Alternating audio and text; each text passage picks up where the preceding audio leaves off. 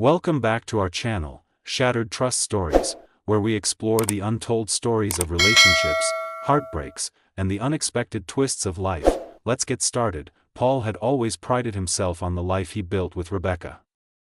They had been together for years, and he truly believed they were a solid couple, one that could withstand anything life threw at them. Rebecca, his wife of 7 years, had been the light of his life. They had a beautiful home, a stable job, and a little circle of close friends. Everything seemed perfect. At least, that's what Paul thought, but one cold evening, everything changed. It wasn't a huge event or a loud confrontation that shattered his world. It was something small.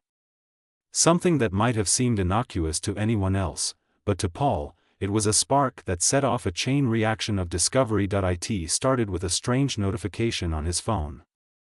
A camera footage alert from his home security system. Paul, always a bit paranoid about the house's security, checked it without thinking. The video feed was live, showing the living room, but what caught Paul's attention wasn't the quiet stillness of the room. It was the two people sitting on the couch. The video was timestamped just an hour before. Rebecca was there, sitting close to someone, laughing. Nothing unusual about that, right? Except for who was sitting next to her, Stephen, Paul's best friend. At first, Paul didn't think much of it. He was aware that Rebecca and Stephen had grown close over the years, but he never suspected anything beyond friendship. But something about the way they were positioned, how close they were sitting to each other, made his stomach churn. He watched as Stephen lightly touched Rebecca's arm, her body language not pulling away. They were too comfortable, too familiar. It felt wrong. Paul's heart began to race. He had to know more.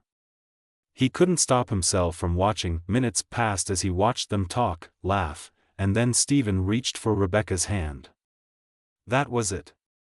The act of casually holding hands, something Paul had never seen between them, was enough to snap him into a heightened awareness of what was unfolding before him. His mind started to race. No, this can't be happening. They're just friends. They're close, yes, but then, the next part of the video was what truly shattered him. Rebecca leaned in to kiss Stephen. A kiss. Not just a friendly peck on the cheek, but a kiss full of passion, a kiss that was more than just a sign of affection.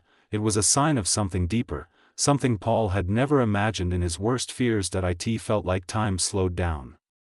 Paul's heart sank, his pulse racing in a way that felt like his body was betraying him. The truth hit him like a tidal wave. Rebecca was having an affair with his best friend. He felt nauseous, dizzy, as if the ground beneath him had suddenly disappeared. His brain couldn't process it fast enough.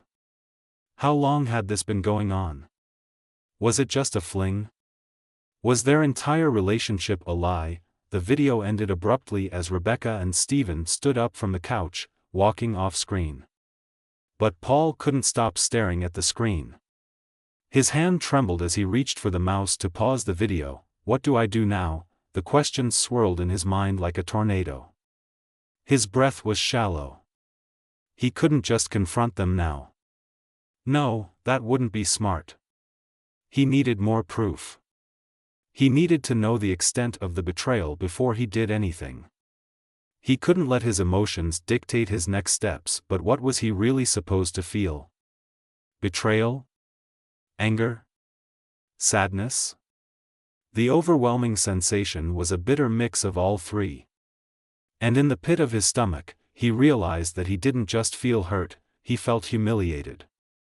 His wife, the woman he loved and trusted with everything he had been lying to him. His best friend, the one person he thought would never cross him, had been the one to do the unthinkable. That night, Paul couldn't sleep. Every time he closed his eyes, the image of Stephen and Rebecca flashed in his mind. Every whisper of their laughter, every touch, every kiss, it all replayed in his mind like a nightmare that wouldn't end. He couldn't stay in the house any longer. He needed to think. He needed to process everything. So, he grabbed his keys and left, walking aimlessly through the streets. The city seemed so distant, so foreign, even though it was the place he called home. Nothing made sense anymore. As Paul walked through the quiet streets, his thoughts consumed him. He couldn't help but think about how long the affair had been going on. Had it been a one-time mistake, or had it been going on for months? Years? And why hadn't he seen the signs? He trusted Rebecca, and now, it felt like the rug had been pulled out from under him. Why did she do this? He asked himself over and over. He had no answers. All he had were the images in his head. The kiss. The touch. The knowledge that the woman he had loved so deeply, the woman he had shared his life with, had betrayed him in the worst possible way. Hours passed before Paul returned home. He felt exhausted, emotionally drained, but his mind was still racing. He knew that confronting Rebecca and Stephen immediately would only lead to chaos.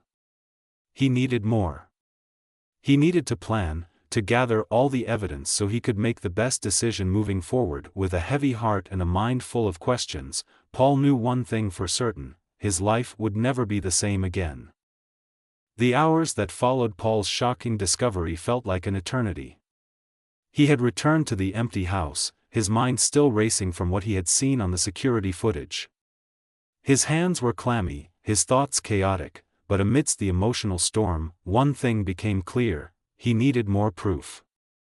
One video clip wasn't enough. He couldn't confront Rebecca and Stephen without knowing the full extent of their betrayal. The pain of it all was unbearable, but the idea of confronting them without a clear strategy felt even worse.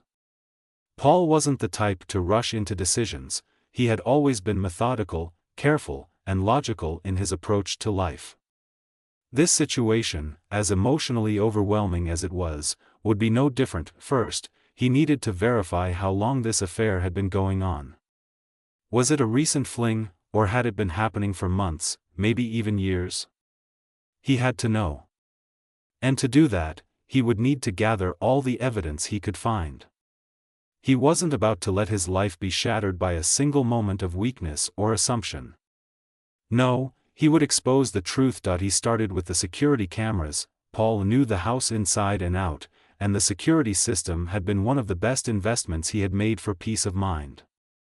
But now, that same system was his tool for revenge. He scrolled through more footage, looking for any sign of irregular behavior. He quickly discovered that Rebecca and Stephen had been meeting at the house frequently, much more than he had realized. Over the next few hours, Paul scoured through the videos. There were numerous moments of them hanging out in the living room, laughing, talking. Sometimes, they would be so close, their faces inches apart, that Paul could almost see the chemistry between them, a chemistry that he had never noticed before. But it wasn't just the moments when they were physically close that stood out. There were small, subtle things that Paul had never thought twice about before. He noticed Stephen showing up at the house when he wasn't home, staying for hours, always after Paul had left for work. He saw Rebecca texting Stephen constantly, their conversations frequent and seemingly casual. But now, Paul knew the truth: there was nothing casual about it. Then, there were the moments when Rebecca would come home late from girls' nights out, her eyes a little too bright, her smile a little too wide. Paul had always chalked it up to her having a good time with friends, but now he knew better. Those late-night outings had been code for something else, a way for Rebecca to hide the affair. The emotional weight of all this information pressed down on Paul's chest. Each discovery made him feel more betrayed. The house that had once felt like a home now felt like a prison, every corner filled with memories of lies and deceit. He had trusted them both so completely, and now they had shattered everything. The anger inside him grew, but Paul knew he couldn't act rashly. His plan had to be perfect. It wasn't just about confronting Rebecca and Stephen. He needed to show them the consequences of their actions. He needed them to feel the weight of their betrayal, to experience the humiliation they had caused him. And for that, he needed to be precise. He needed to be cold and calculated, something that didn't come naturally when it came to matters of the heart. Paul knew he couldn't do this alone. He needed help, someone who could assist him in gathering even more information and possibly help him execute his plan. That's when he thought of Nathan. Nathan had been Paul's close friend for years, a man who was loyal and sharp, with an almost uncanny ability to figure out the details others missed.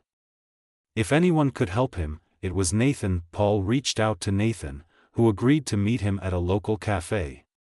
When they sat down together, Paul was surprised by how much easier it was to talk to Nathan about everything. For the first time since he'd discovered the affair, he didn't feel completely alone.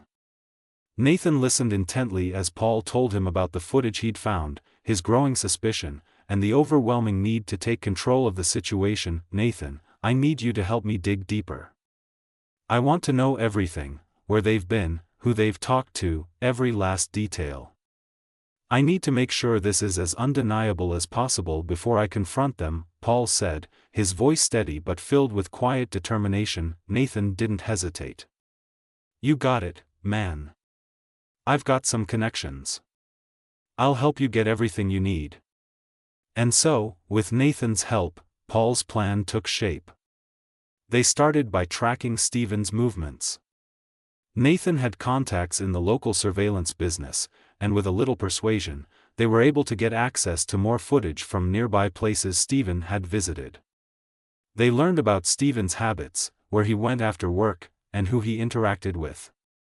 Slowly, they pieced together a timeline of Rebecca and Stephen's secret meetings, gathering enough proof to make the affair undeniable. But it wasn't just about following Stephen. Paul also started to investigate Rebecca's online activity. He knew she had social media accounts, and although they had always been pretty private, Paul suspected there were more messages, more signs of their affair hidden there. With Nathan's help, they began to dig into her texts, emails, and social media accounts, looking for anything that might reveal the truth. Hours turned into days, and the weight of the investigation grew heavier on Paul's shoulders. Every new piece of information felt like a stone being added to the pile of betrayal. But he couldn't stop now. He had to know everything before the confrontation. By the time they had gathered all the evidence, Paul's emotions were raw. He had seen things he couldn't unsee, things that had once been hidden behind smiles, words of affection, and the promises of love. What hurt more than anything was the realization that his best friend and his wife had plotted behind his back for so long. He had trusted Stephen like a brother. He had trusted Rebecca with everything, and now it felt like his entire world had been built on lies. But now, the time had come. Paul was ready.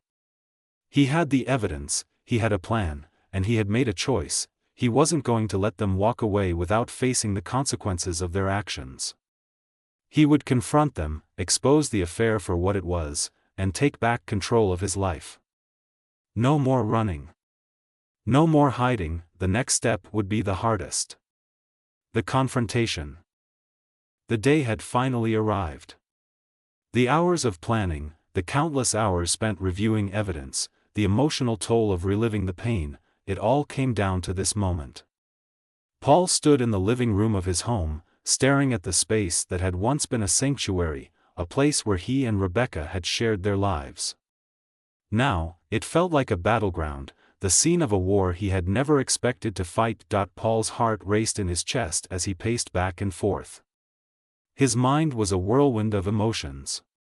Anger. Sadness. Hurt. But above all, there was a cold, calculated determination. He had spent days gathering evidence, carefully piecing together the truth of Rebecca and Stephen's affair, but now it was time to confront them. He couldn't turn back. There would be no going back after this. He checked his watch again. It was almost time. He had arranged to meet Rebecca and Stephen in the living room, and they would have no idea what was coming. The doorbell rang. Paul froze. He knew it was them. He took a deep breath, trying to steady himself. The moment had arrived, and as much as he had anticipated this confrontation, he couldn't help but feel the gravity of it all. This wasn't just about the affair anymore. This was about trust, about betrayal, and about reclaiming his life. He opened the door. Rebecca stood there, her face lighting up when she saw him. "Hey, Paul," she said softly, her voice full of the warmth and affection that had once made his heart swell with love, but today, it felt like a lie. "Hey, Rebecca," Paul replied, his voice tight with tension. He stepped aside to let her in, and behind her was Stephen, Paul's best friend.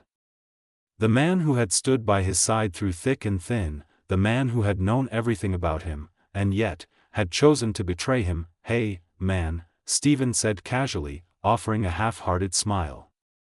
But Paul couldn't even muster a smile back. Every part of him wanted to scream, to unleash the tidal wave of emotions that had been building inside him for days. But he held back. The plan had to go exactly as he had envisioned. "Sit down," Paul said, his voice flat. He gestured toward the couch in the living room, where the betrayal had unfolded so many times before. The two of them exchanged a quick look before sitting down. Rebecca, her eyes full of innocence, and Stephen, as unaware as he had ever been. Paul stood still for a moment, taking it all in. His wife. His best friend. The two people who had meant everything to him. And here they were, sitting in front of him, completely unaware of the storm about to hit them. He took a breath, then spoke. "Rebecca." "Stephen. I know everything." Both of them froze, their eyes widening in shock. "What do you mean?" Rebecca asked, trying to sound casual, but Paul could hear the nervous edge in her voice. "I mean, I know about the affair," Paul said, his voice cutting through the silence. He watched as both Rebecca and Stephen exchanged a quick, panicked glance. There was no pretending anymore. There was no way to deny the truth. Rebecca started, but her voice faltered. She looked at Stephen, who was now clearly uncomfortable. "Paul, I don't know what you're talking about." "You don't know?" Paul repeated, his voice rising slightly. "I've seen the footage. I've seen you too. I know everything. The messages, the late nights, the kisses, the meetings. I have it all." Rebecca's face turned pale, her mouth opening and closing as if she were trying to find the right words, but there were no words. Stephen sat back in his seat, his face turning red with guilt. He shifted uncomfortably, avoiding Paul's gaze. "This is insane," Stephen said, finally speaking up.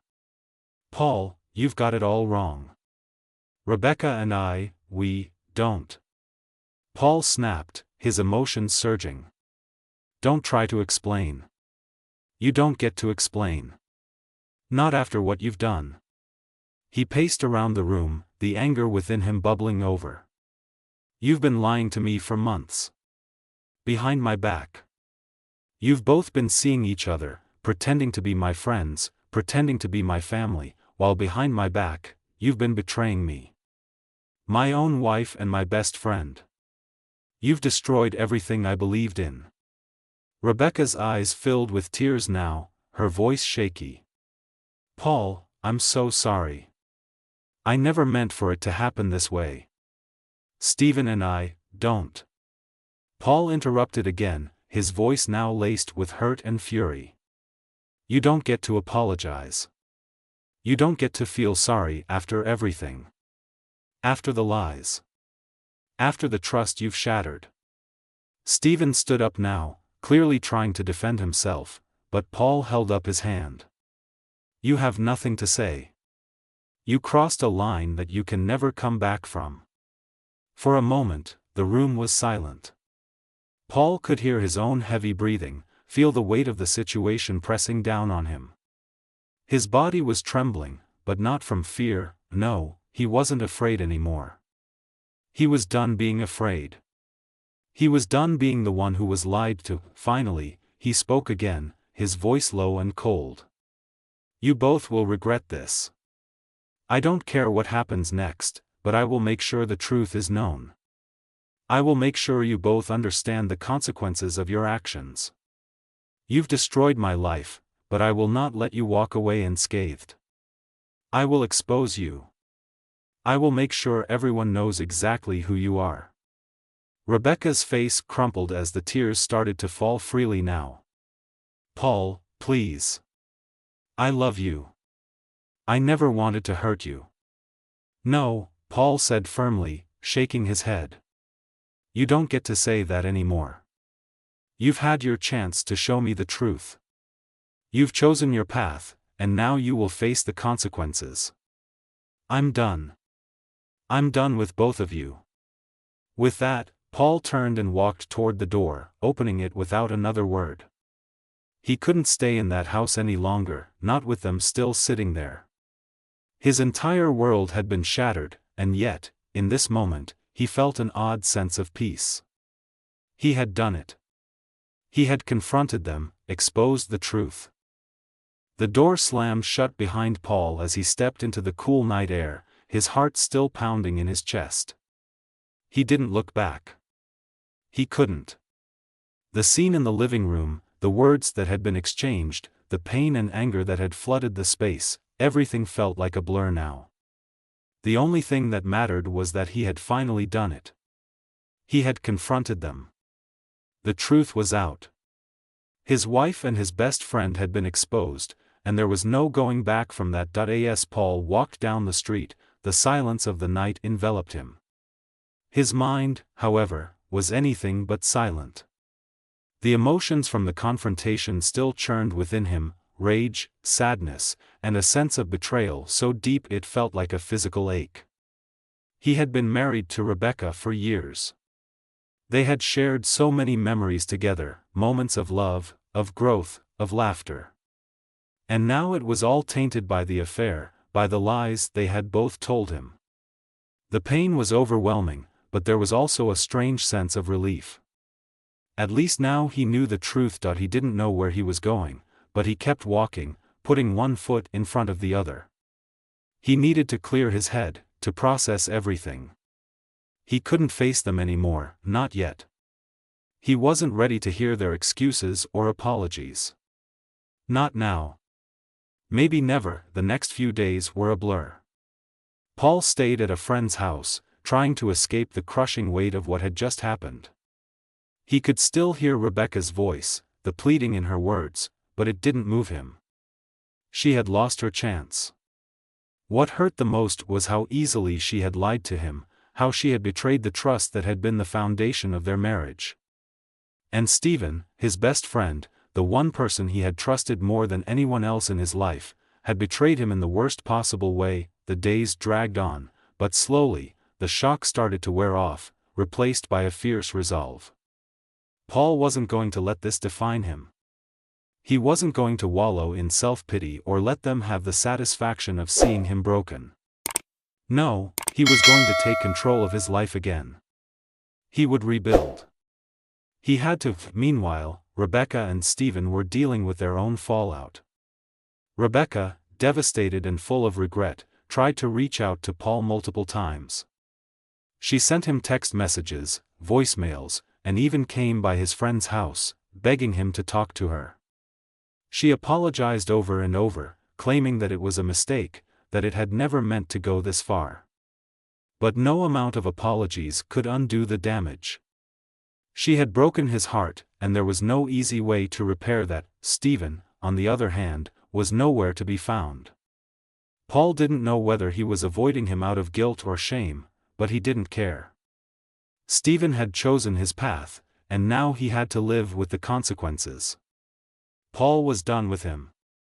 He couldn't look at him the same way again, and their friendship, if you could even call it that, was over.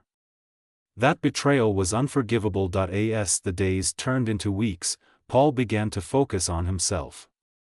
He spent his time doing things he had neglected for years, working on his career, getting back into hobbies he had once loved, and even hitting the gym to release the anger that still simmered beneath the surface.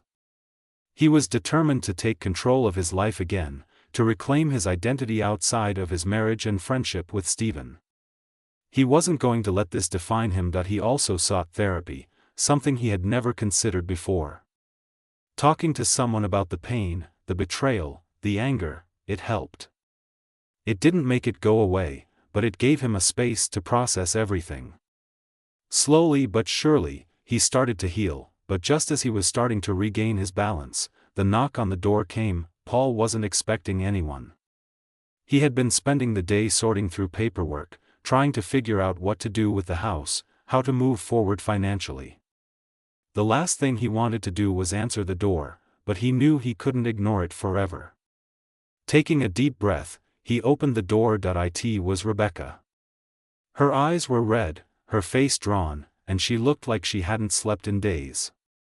She was holding a small envelope in her hands. I need to talk to you, she said softly, her voice trembling. Paul didn't say anything at first. He stood there, his emotions a mix of frustration and disbelief.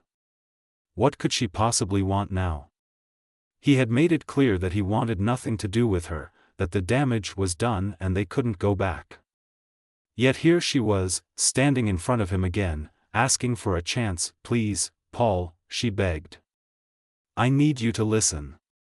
He stepped aside reluctantly, letting her in. Fine, he said, his voice flat. You have 5 minutes. Rebecca sat down on the couch, her hands twisting the envelope in her lap. I've made some mistakes, she began, her voice cracking. I've hurt you in ways I can't even begin to express. And I know that no apology will ever fix it. But I need you to know the truth. Paul crossed his arms, not saying a word. His heart was still heavy with anger, but he couldn't help the nagging curiosity that crept in.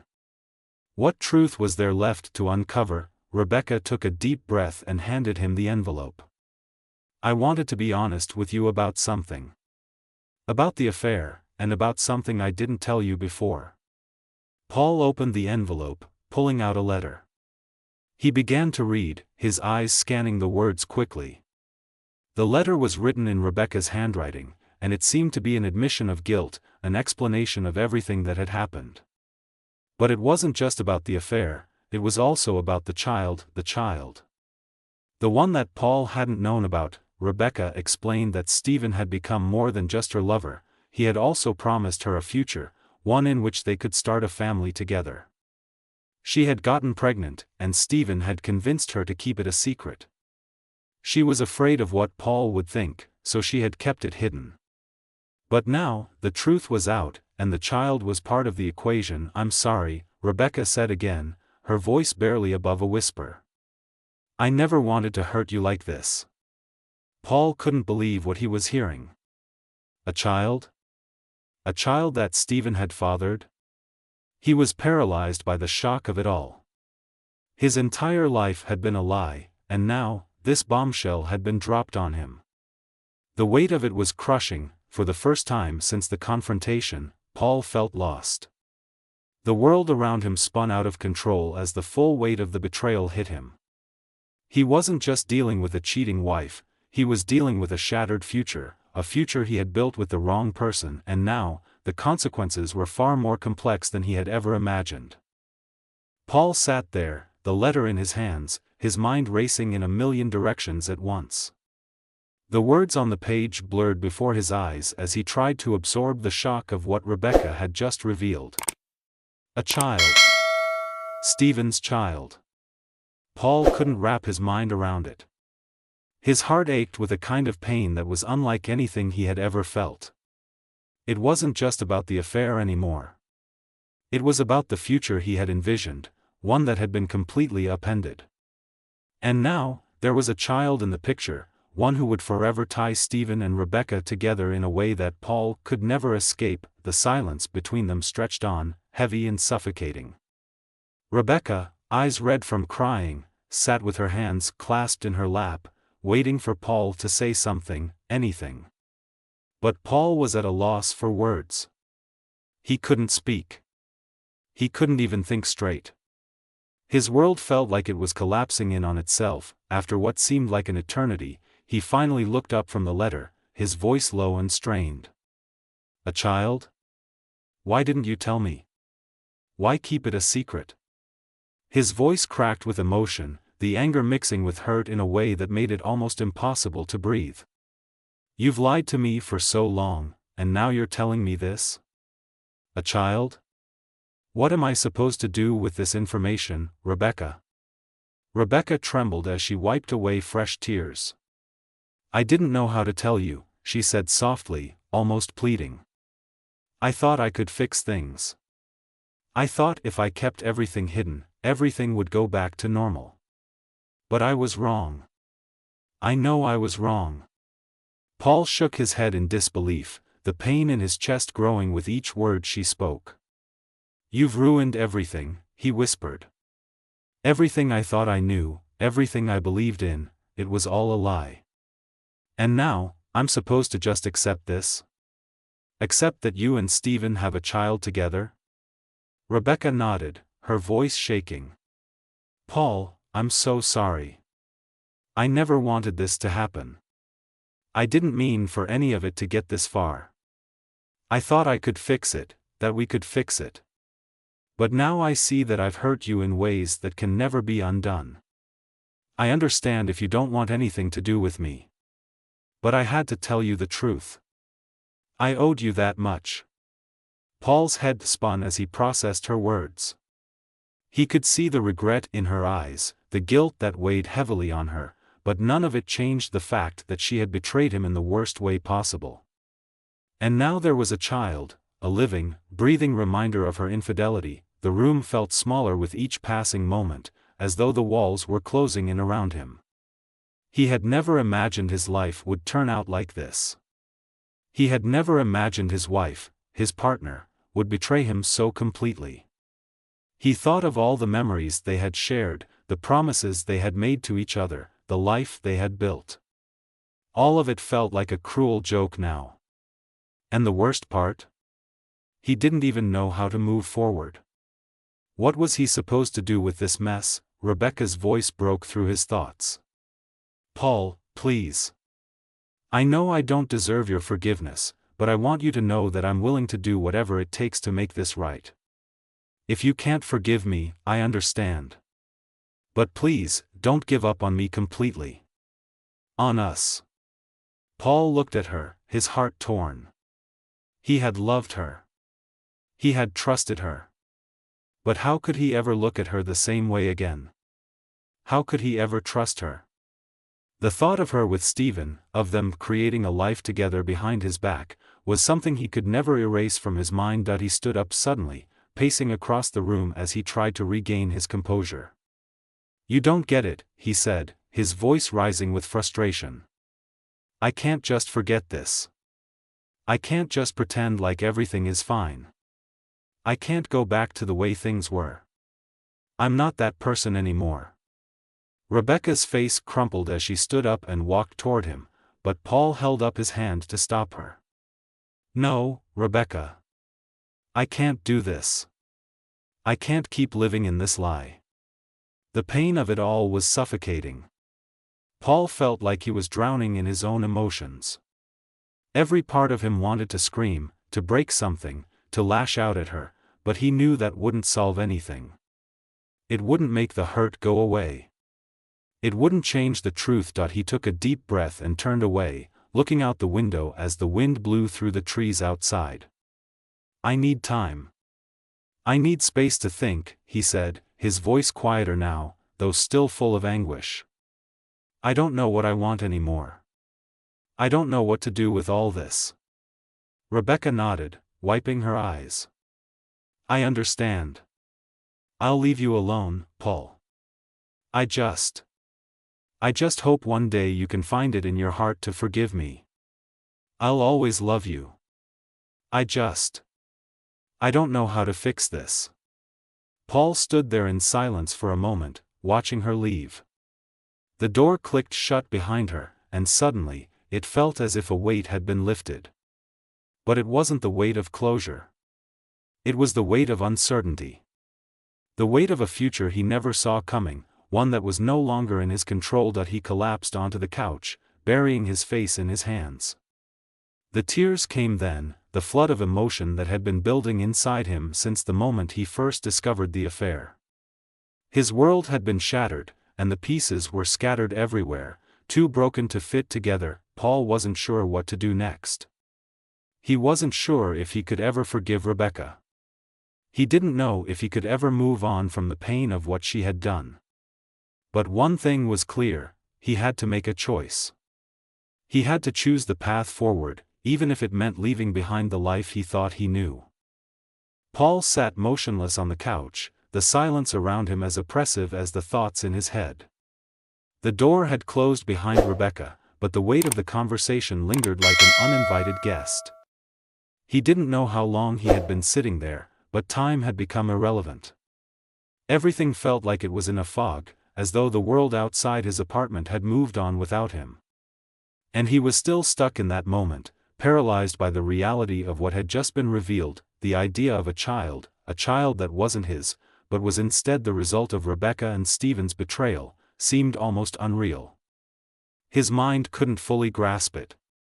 Every time he tried to picture it, a cold, bitter sense of betrayal filled him. The emotional toll of it all was draining, and Paul could feel the darkness creeping in, but even in the midst of this overwhelming grief, a part of him knew he couldn't stay here forever. He couldn't let this heartbreak consume him. He had to move forward, even if he had no idea what that would look like. It had been a week since Rebecca's confession. Since that moment, he had done little more than sit in his apartment, replaying the events of the last few months over and over again. The affair. The lies. The betrayal. But now, something had shifted in him. He knew he couldn't keep waiting for the world to fix itself. He had to take control of his life again. Paul stood up, wiping his eyes, and walked to the small kitchen in his apartment. His apartment, once a shared space of love and partnership, now felt foreign to him. The pictures on the walls seemed like distant memories, memories that belonged to someone else. The fridge was stocked with food, but it felt empty. He had no appetite. No desire for anything that had once given him joy, but today, he was going to take the first step. It wasn't much. It wasn't a grand gesture or a life-changing decision. It was simply a matter of putting one foot in front of the other. He opened the fridge and grabbed a bottle of water, then walked outside. The air was crisp, and though it was a small thing, stepping outside felt like a victory.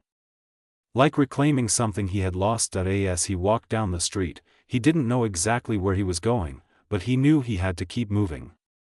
His body ached with the burden of what he had just gone through, but he wasn't going to let it define him. Not anymore. He couldn't afford to let it consume him. There were too many things he still needed to figure out. For the first time in days, Paul took out his phone and dialed his friend Marcus. Marcus had been one of the few people who had supported him during the early stages of his marriage, and even though they hadn't spoken much recently, he needed someone to talk to. Someone who understood the importance of taking control of one's life when everything seemed to fall apart. The phone rang twice before Marcus answered. Paul? Hey, man. It's been a while. What's up? Hey, Paul said, his voice rough, but steady. I need to talk. Of course. You okay? Paul exhaled a shaky breath. No. But I'm trying to be. They arranged to meet up at a cafe that afternoon, a neutral spot where they could talk without distractions. When Paul arrived, he saw Marcus sitting by the window, his familiar face a comfort in the midst of everything Paul was going through. Hey, Marcus greeted him as Paul sat down. What's going on? Paul shook his head. It's a lot, man. A whole lot. I don't even know where to start. Marcus leaned forward, his expression open and encouraging. Just tell me what's on your mind. I'm here for you. And so, Paul began. He told Marcus everything, about Rebecca's affair with Stephen, about the child, about how he had confronted them both and how Rebecca had come clean, only to offer him a letter with yet another revelation.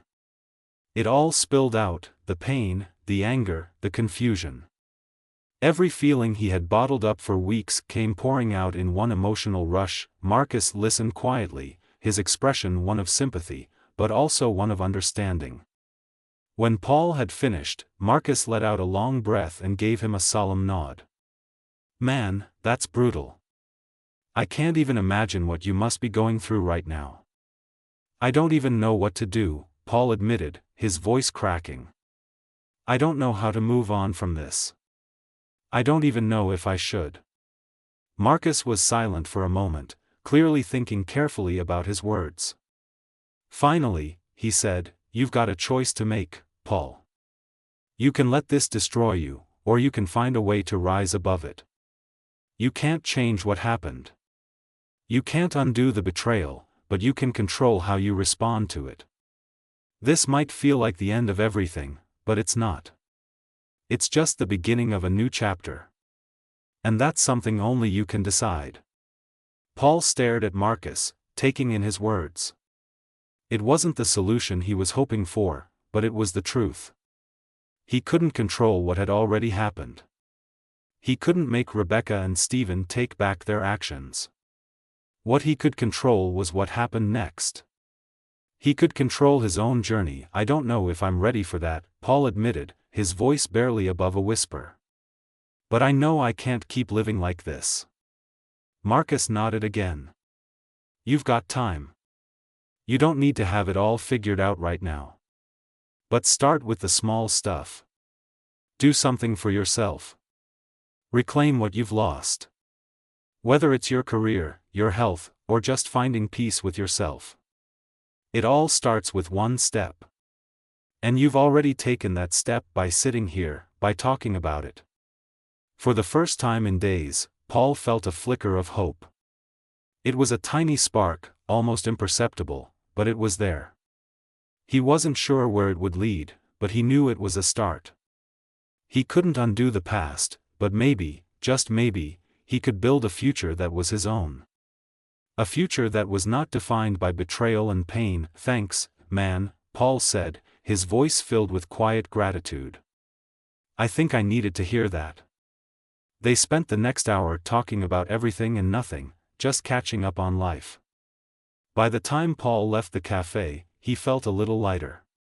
The road ahead would be long and uncertain, but he was starting to believe that he could walk it. The healing process was not going to be easy, but it had to begin somewhere. As Paul walked back to his apartment, he made a decision. He was going to take control of his life. He was going to rebuild, step by step. Whether that meant going back to therapy, starting a new project at work, or simply rediscovering the things he loved, he was going to move forward. Slowly, but surely, the journey ahead was unknown, but Paul knew one thing for certain: he wasn't going to let this betrayal define him. He had the power to create a new future, one where he could finally heal, grow, and rediscover who he was outside of the pain. The next few weeks were a blur for Paul. He kept moving forward, one day at a time, trying not to drown in the flood of emotions that still threatened to overwhelm him. The weight of betrayal hadn't lifted, but it had become more manageable. With every small victory, getting out of bed, taking a walk, making dinner for himself, Paul felt like he was slowly regaining his life. The pain was still there, raw and heavy, but it no longer controlled him. He spent hours reflecting on everything that had happened. Every aspect of his relationship with Rebecca, every lie, every twist and turn, and how it all led him to this point. He wasn't looking for closure yet, he wasn't even sure he was ready for that. What he was doing was learning to understand the betrayal, the affair, and the impact it had on his life. This process wasn't about excusing Rebecca's actions, it was about finding peace within himself. One evening, Paul sat on his couch, reflecting on the last few months.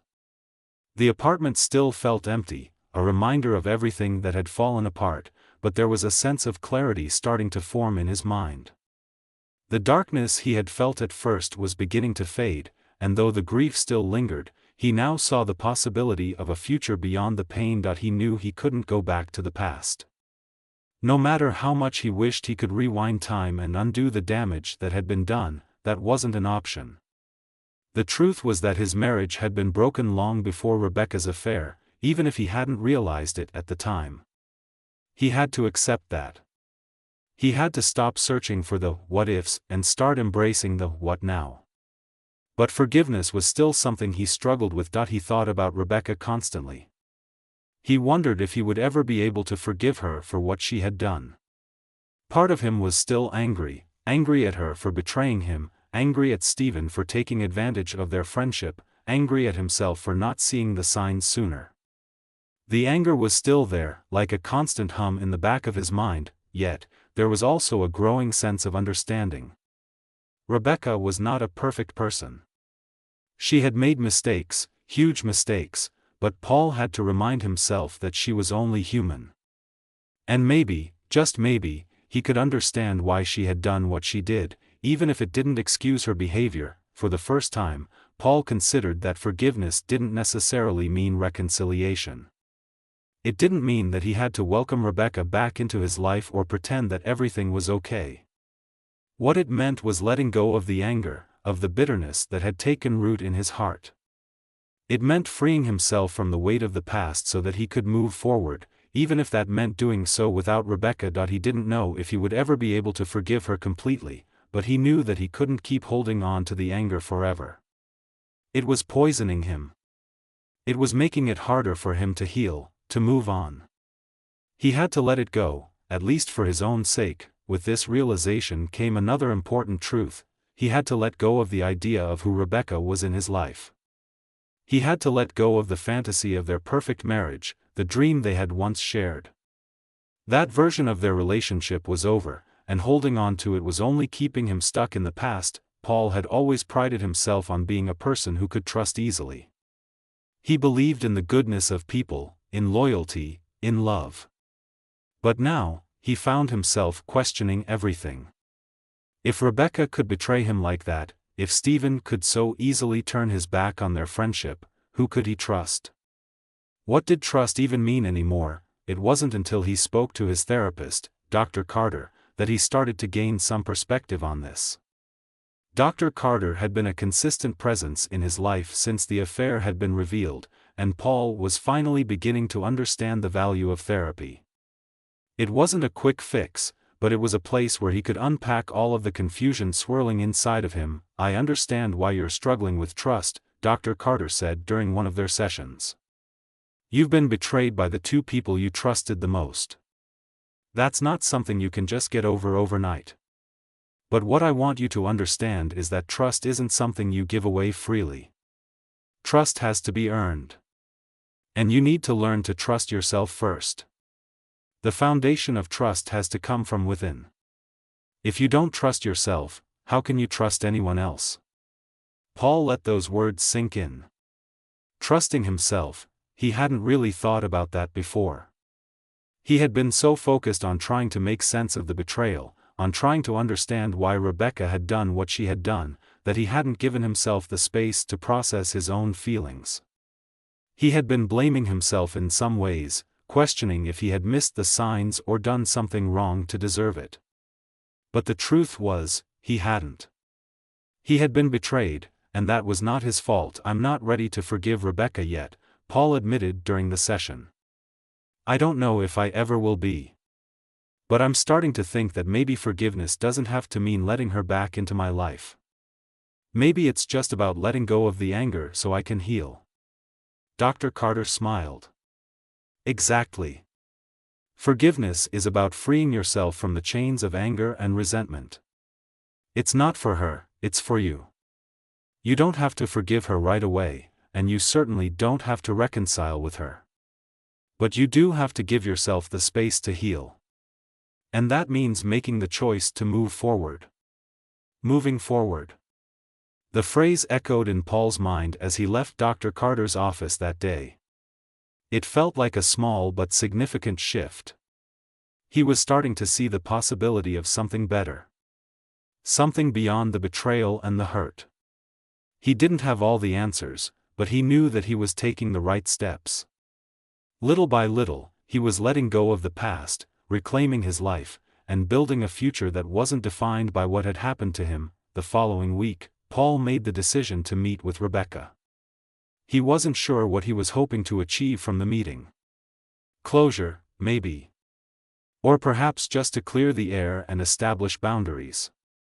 What he knew for sure was that he needed to have an honest conversation with her, one last time, in order to truly move on. Rebecca was hesitant when Paul reached out to her, but she agreed to meet. When they sat down together, there was an awkwardness in the air, but it was different this time. Neither of them was pretending that everything was okay. There was no more hiding. No more lies. "I don't know if I can ever forgive you, Rebecca," Paul said, his voice steady but full of emotion. "But I need you to know that I'm not holding on to this anger anymore.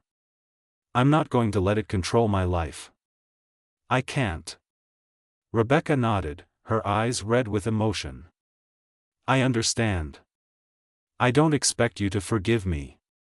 I know I've ruined everything. I'm sorry, Paul. I don't know how else to say it." Paul nodded, feeling a strange sense of finality in the moment. "This is it, Rebecca. I'm not coming back. I'm moving on." They sat in silence for a while, the weight of their words settling between them. There was no more denial. No more pretending. Just two people, once in love, now ready to part ways for good. As Paul walked away from the meeting, he felt lighter. The burden of betrayal was still there, but it was no longer the center of his life. He had forgiven in his own way, not for Rebecca's sake, but for his own. He had taken back control, and that was all he could do.